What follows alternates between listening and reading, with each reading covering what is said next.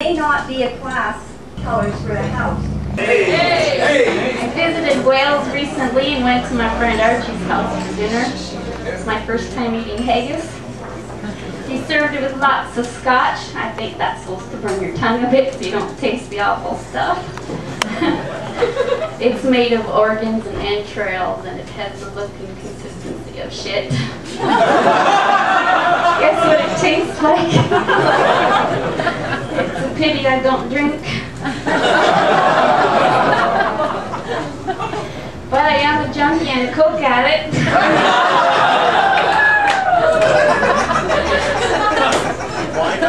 I can't pass the vending machine without seeing if I have enough coin to score. I blame it on my childhood. Used to watch the babysitter's boyfriend up into his bottle of Coke and drink the whole thing down at once. He looked so cool with his hair slicked back in a ducktail and a crooked grin on his handsome face. He was one of them bad boys that made me want to be a bad girl. How was I to know then how good it'd be to have a man who not only knows how to use his mouth but doesn't have to come up for air too often?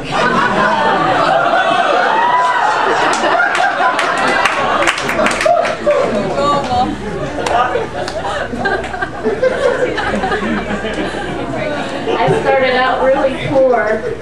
We didn't have any toys to play with, so my brothers used to go down to the river and capture a herd of catfish. We filled our bathtub with them. And they told me about how much it stings if those whiskers cut you right before they threw me in. I thought they did it to amuse themselves, but those poor boys didn't have any money for fish food.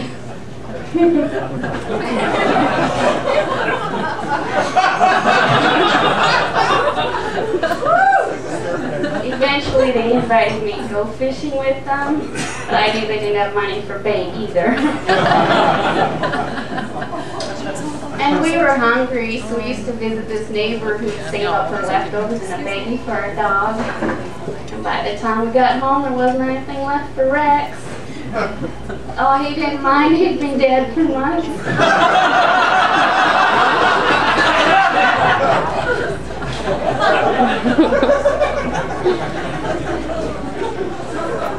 Due to harsh living conditions, many a young uncle, brother, and cousin suffered from arrested development. The others were just arrested. The females in our families did all the traditional stuff. They made babies, cooked and cleaned, while the men went out hunting for jobs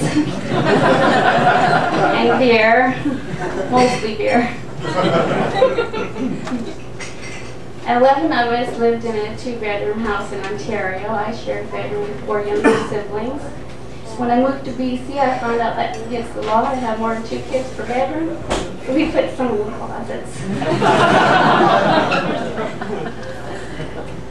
I've been really concerned about my granddaughter. She's pissed most of the time. She drinks too much and then she pukes and passes out. She's just like my first ex-husband. Except she's 4 months old.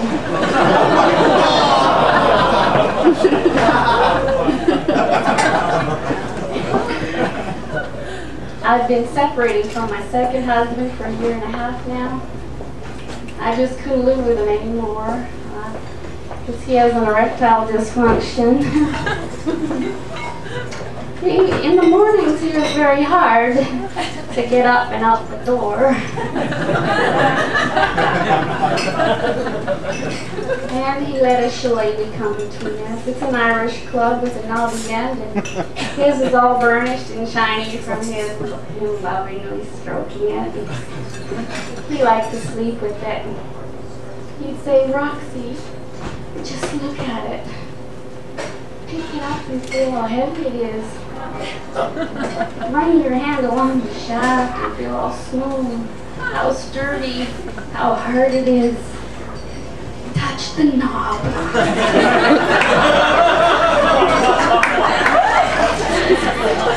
Well, it was nice looking, but if I wanted a threesome, I'd get one with batteries.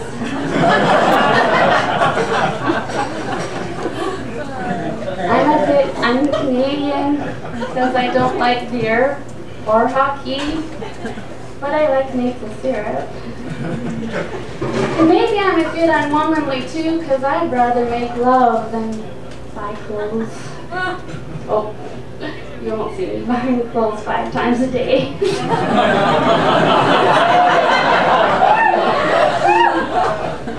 But now that I'm single again, it's been a bit rough, so out of desperation I ran into a divx shop, only to find out all the good vibrators were taken. All they had left were a bunch of cheap dildos looking for a blowjob.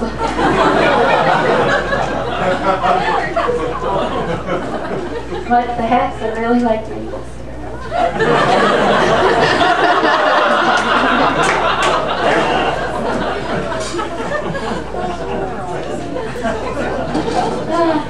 I saw this movie, P.S. I Love You. Oh, Gerard Butler was so hot in it. And every time I pass a travel agency, I just want to fly to Ireland and shag me a singing leprechaun. I'll bet if I touch his shillelagh, I'd double my chances of getting lucky.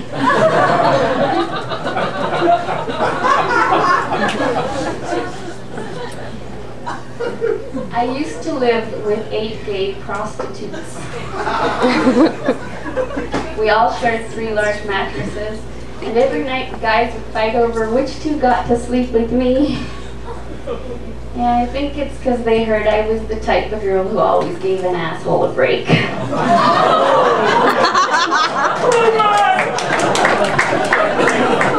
Thank you.